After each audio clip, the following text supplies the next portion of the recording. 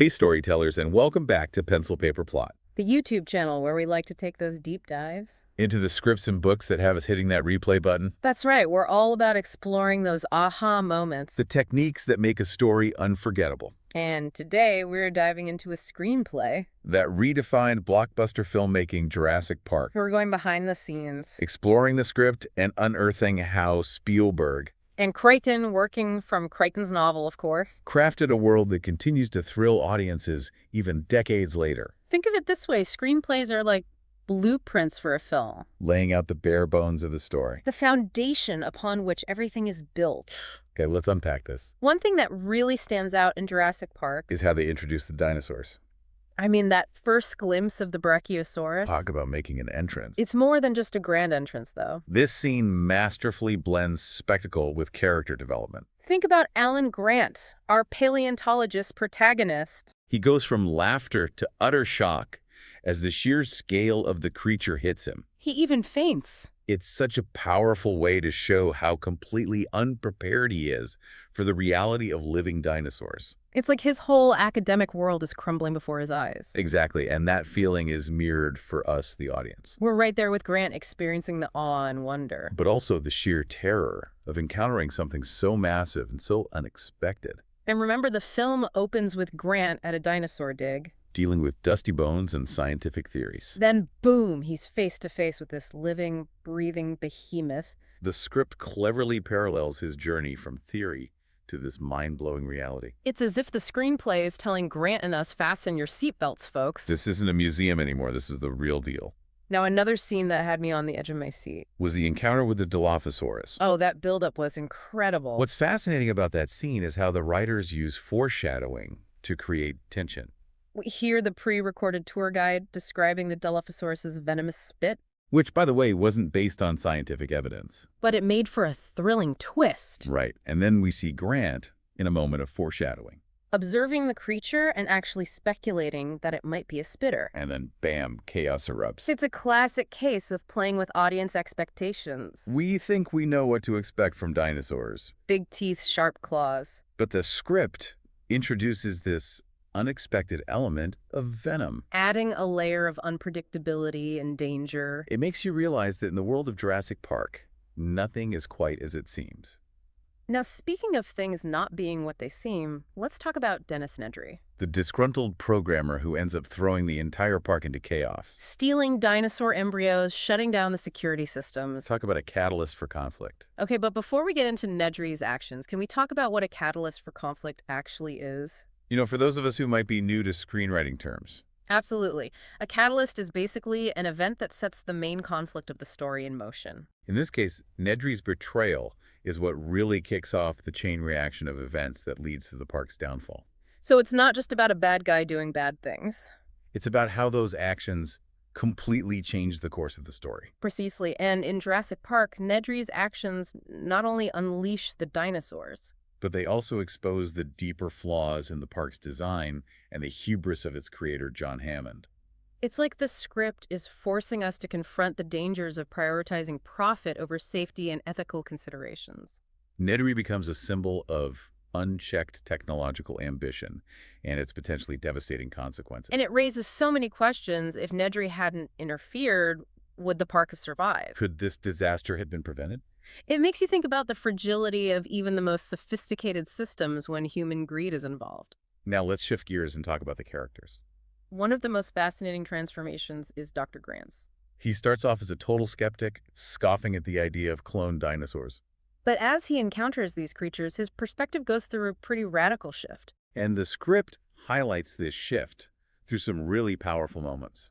Think about that scene where Grant, Lex, and Tim are hiding in the tree after escaping the T-Rex. He looks at the sleeping Brachiosaurus and says, "We're out of a job." With a hint of wonder in his voice. It's a subtle but crucial moment that shows us how his scientific perspective is giving way to something more profound. And it's interesting how that line, "we're out of a job," can be interpreted in different ways. On one hand, it's a humorous acknowledgement of the situation. But on another level, it speaks to this idea that the existence of these dinosaurs completely rewrites our understanding of history. Of science of everything. Exactly. It's a subtle way of showing how Grant's worldview is being challenged. And later when he says, "We're the ones that are extinct," now it's chilling.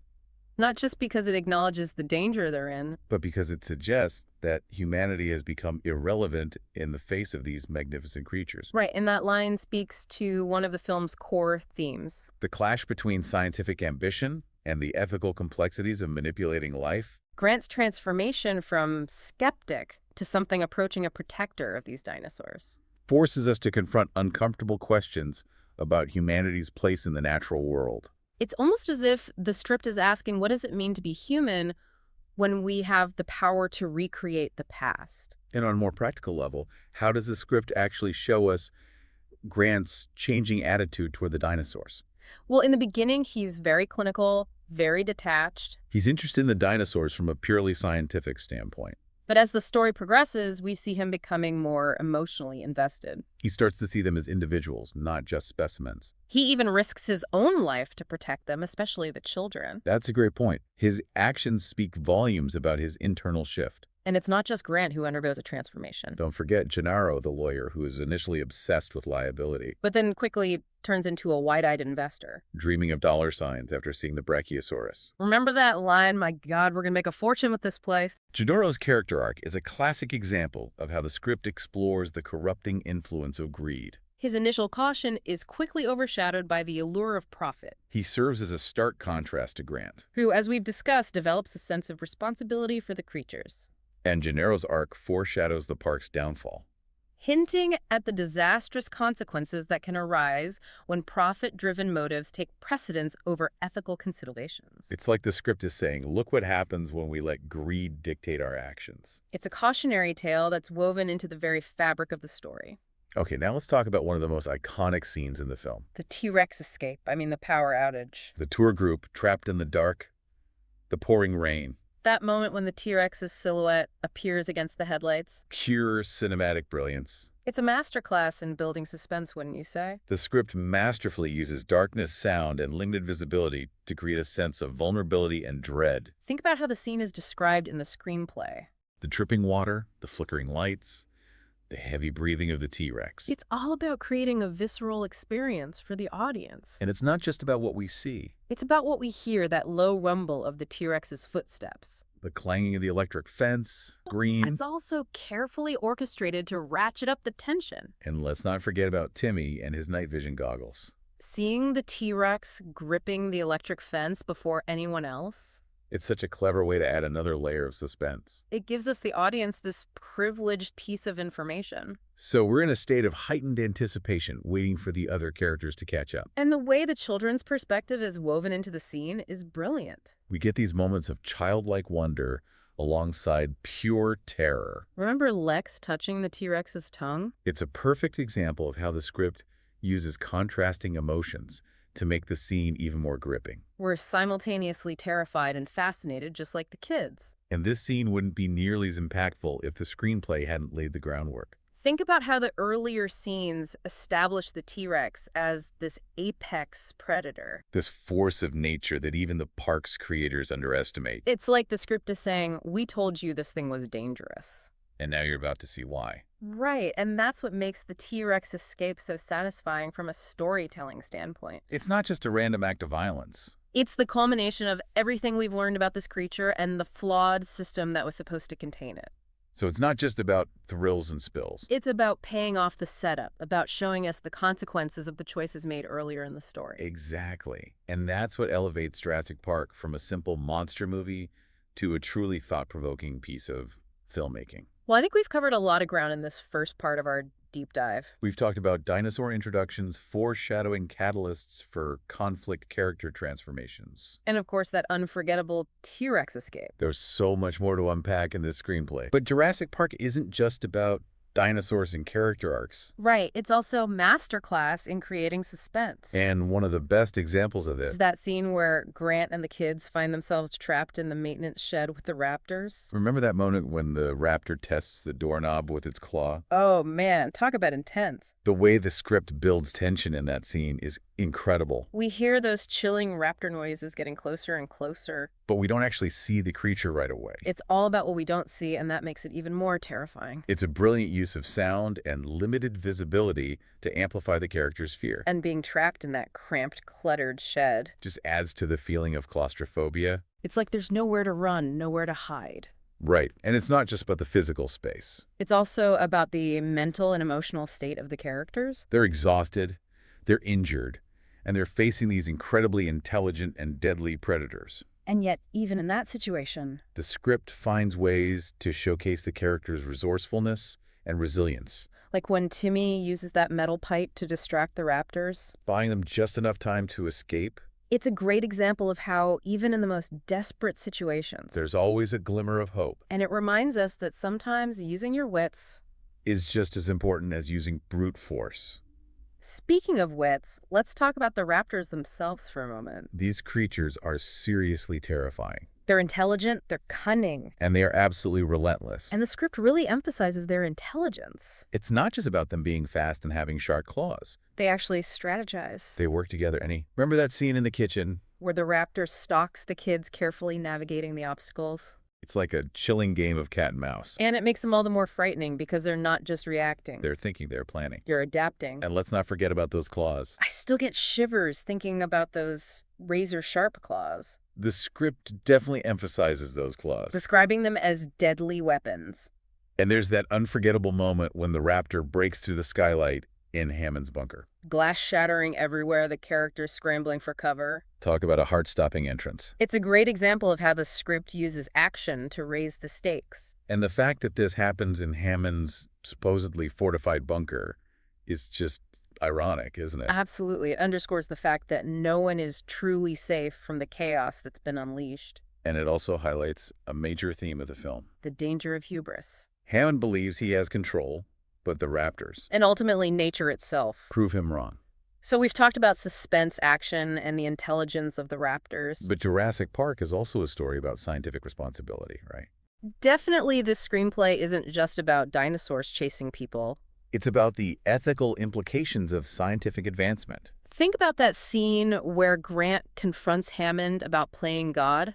Grant's line in that scene is so powerful Your scientists were so preoccupied with whether or not they could. that they didn't stop to think if they should. It's a direct challenge to Hammond's ambition and his disregard for the potential consequences. And Grant argues that Hammond's pursuit of profit has blinded him to the ethical complexities of his actions. He's created life, but he's also created chaos and destruction. And the fact that this conversation takes place against the backdrop of the park literally falling apart around them. Just adds to the impact. It's like the script is saying, here are the consequences of your actions, John. Are you paying attention? It's a powerful indictment of unchecked scientific ambition. Jurassic Park warns us that progress without ethical considerations can have devastating consequences. Okay, so we've explored the suspense, the action, the characters, and the thought-provoking themes. But we can't talk about Jurassic Park without talking about how the script brings those dinosaurs to life, right? Absolutely. And the screenplay does this through incredibly vivid descriptions. That really capture the awe and wonder, but also the sheer terror of these creatures. Think about the first time we see the Brachiosaurus. I get chills just thinking about it. The way the script describes this majestic creature emerging from the mist. Its long neck reaching towards the sky. It's a moment of pure cinematic magic. And the screenplay doesn't just tell us that the Brachiosaurus is big. It shows us it uses vivid descriptions of size, movement, and sound. To create a truly immersive experience, we can practically hear the creature's calls echoing through the valley. And the way the characters react is just as important. They're completely speechless. It's like they're witnessing a miracle. And that sense of wonder is contagious. We feel it too. Exactly. And the screenplay uses the same techniques with the other dinosaurs. Think about the T-Rex. It's described as a terrifying force of nature. With powerful strides, a gaping maw, and a deafening roar. And that scene where the T-Rex attacks the Jeep in the pouring rain. Talk about terrifying. The script really captures the power and ferocity of this creature. But even the smaller dinosaurs, like the Dilophosaurus and the Velociraptors, Are brought to life with incredible detail. The script emphasizes their speed, agility, and intelligence. making them truly formidable predators. And let's not forget about those chilling raptor noises. They're like something out of a nightmare. The script uses sound to create a sense of unease and dread. Even before we see the creatures themselves. It's a brilliant way to build suspense and keep the audience on edge. Okay, so we've talked about the dinosaurs. But what about the humans? The characters in Jurassic Park are just as memorable as the creatures they encounter. And they're not just there to be chased. They each have their own unique motivations, flaws, and arcs. Think about Dr. Grant. He starts out as a somewhat jaded paleontologist. But his experiences on the island force him to confront his fears and embrace the wonder of life. Particularly his growing connection with Lex and Tim. His relationship with the kids really adds an emotional depth to his character. He becomes their protector, their teacher, and ultimately their savior. It's a beautiful arc. And then there's Ellie Sattler, a brilliant botanist who's not afraid to challenge authority. She's resourceful, intelligent, and fiercely independent. And let's not forget about Ian Malcolm, the charismatic mathematician who warns everyone about the dangers of chaos theory. He's the voice of reason, the one who sees the bigger picture. And keeps reminding everyone that life finds a way. Right. He's the one who constantly questions Hammond's assumptions. And warns about the dangers of playing God. And even John Hammond himself is a fascinating character. He's got that classic mad scientist vibe. But there's also a sense of childlike wonder about him. Like he's trying to recapture something lost from his childhood. He's a dreamer, an idealist. But he's also blinded by his ambition and his belief that he can control nature. And ultimately, that's his downfall. It's a classic tale of hubris and the dangers of playing God. Okay, so we talked about the dinosaurs, the characters, the themes. But let's not forget about the action. Jurassic Park is filled with some of the most thrilling and iconic action sequences ever put on film. Absolutely. And those action sequences are so effective because they're not just random acts of violence. They're carefully crafted moments that raise the stakes, develop the characters, and push the story forward. Like that scene where the power goes out and the T-Rex escapes its enclosure. I mean, the way the electric fence goes down, the kids trapped in the Jeep, the pouring rain. And then that iconic shot of the T-Rex's silhouette against the headlights. Yeah. It's pure movie magic. It's a masterful blend of suspense action and visual storytelling. The darkness, the limited visibility, the sound of the T-Rex's breathing. All of these elements work together to create a sense of unbearable tension. And you can't help but feel the characters' fear as they're hunted by this prehistoric predator. Those screams, the desperate scramble for safety, it's also visceral and immediate. And then, of course, there's the unforgettable scene where the Raptors attack the group in the control room. Talk about claustrophobic. Those clever girls are so cunning, so relentless. They stalk their prey with such precision. It's a masterclass in creating tension and suspense. The way the Raptors move, the way they communicate with each other. The use of sound and lighting, it's all so expertly done. And that final showdown with the T-Rex bursting through the window to save the day. What a way to end the film. It's a perfect example of how the script uses action to resolve conflict and provide a sense of catharsis. But even in that moment of triumph, there's a lingering sense of unease, right? Exactly. The ending of Jurassic Park leaves us with a powerful message. Nature is a force to be respected, not controlled. And despite our best efforts, we can never truly predict or contain its power. Okay, so we've covered a lot of ground in this deep dive. We've talked about the dinosaurs, the characters, the themes, the action, and the suspense. But there's one more aspect of the Jurassic Park screenplay that we need to discuss, and it's a big one. Visual storytelling. And that's where we'll pick up after a quick break. Welcome back to Pencil Paper Plot. We've talked about everything from dinosaur encounters to character arcs. To those incredible action sequences. But there's one more element that we haven't touched on yet, and it's arguably one of the most important aspects of what makes Jurassic Park. Such a cinematic masterpiece. Visual storytelling. That's right. We've mentioned it a few times throughout our discussion. But now let's really dig into how the screenplay uses vivid descriptions. And evocative language to create a truly immersive experience for the reader. And ultimately the viewer, because let's be honest, when we think about Jurassic Park, We don't just think about the dialogue or the plot. we think about those stunning visuals, those breathtaking landscapes. And, of course, those incredible dinosaurs. And that's no accident. Spielberg and Crichton knew that the visuals would be crucial to bringing this story to life. And that's reflected in every page of the screenplay. Okay, so can you give us some examples of how the script actually uses visual storytelling? Absolutely. Think about that scene where the tour group first arrives on Isla Nublar. Remember how the script describes it? It's like we're transported to another world. Those lush green valleys, the mist hanging in the air, the sound of the helicopter blades. It all creates this sense of mystery and wonder. And the script doesn't just tell us that the island is beautiful, it shows us. We see massive tree trunks, exotic spiked flowers, and rushing vines. These vivid descriptions paint a picture in our minds and make us feel like we're actually there. And it's not just about describing the scenery, it's also about how the script describes the dinosaurs themselves, like that first glimpse of the Brachiosaurus. Right. The script doesn't just say he was a big dinosaur. It says its skin is leathery, its eyes are intelligent, and its long neck reaches for the sky. Those details create a sense of awe and wonder, and they help us understand why Grant is so overcome with emotion. It's like we're seeing the Brachiosaurus through Grant's eyes, experiencing that sense of discovery and amazement right alongside him. Exactly. And that's the power of good visual storytelling. It doesn't just tell you what to see, it makes you feel what the characters are feeling. Okay, so we've talked about how the script creates atmosphere and describes the dinosaurs. But what about those action sequences? How does the screenplay translate that kind of energy and movement to the page?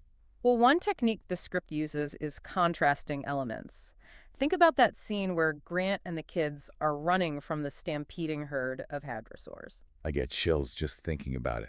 The ground shaking, the dust, flying, the sound of those massive creatures thundering towards them. It's pure chaos. Right, but within that chaos, the script also creates moments of stillness and quiet. Like when Grant and the kids hide among the rocks, holding their breath, waiting for the herd to pass. It's like the world is both exploding and holding its breath at the same time, and that contrast makes the scene even more intense. And the script doesn't shy away from the gruesome details either. We see splashes of hot blood clods of dirt flying in the air. And even birds running along the ground in terror. It's a scene that really stays with you. It's not just about the spectacle. It's about the visceral, almost primal fear that the characters are experiencing. And that same attention to detail is evident in the scene where the raptors are chasing the kids through the kitchen. I love how the script uses the environment to heighten the suspense. They're not just running down a hallway. They're navigating this maze of stainless steel counters, ovens, and chopping blocks. With those raptors right on their heels. Right. It makes the chase even more intense because we can picture those sharp claws scraping against the metal. Those teeth snapping just inches from the kids' faces. It turns an ordinary space, like a kitchen, into a terrifying battleground. And then, of course, there's that epic climax in the visitor center. But with the raptors, the T-Rex, and that incredible showdown. I mean, talk about a visual feast. We've got the skeletal T-Rex, display the falling banners, the crashing glass. The T-Rex making its grand entrance. It's pure movie magic. And it's all so vividly described in the screenplay, you can practically see the dust particles dancing in the beams of light. The sweat dripping from the characters' faces, the blood spluttering on the floor. It's a scene that perfectly encapsulates everything that Jurassic Park is about: the scientific wonder, the thrilling action, and the thought-provoking themes. And it's all thanks to the power of visual storytelling. So to wrap things up, what are some key takeaways for aspiring storytellers who want to create their own visually stunning narratives? Well, I think one of the biggest lessons from Jurassic Park is that detail is everything. Don't just tell your audience what's happening. Show them, use vivid language, sensory descriptions. And evocative imagery to create a world that your readers can see, hear, and feel. And don't be afraid to play with contrast. Juxtapose light and darkness, sound and silence, movement and stillness. To create a sense of dynamism and tension. And most importantly, think about how you can use the environment to reflect the emotions of your characters. Whether it's a lush jungle, a sterile laboratory, or a chaotic kitchen, the setting can be just as important as the characters themselves. So if you want to create a story that truly captivates your audience, take a page from the Jurassic Park playbook. And make sure your screenplay is as visually compelling as it is narratively engaging. Well, that about wraps up our deep dive into the Jurassic Park screenplay. Thanks for joining us on Pencil Paper Plot, where we explore the art of storytelling and dissect the scripts and books that inspire us. And remember, fellow storytellers, keep writing, keep creating, and keep those stories coming. See you next time.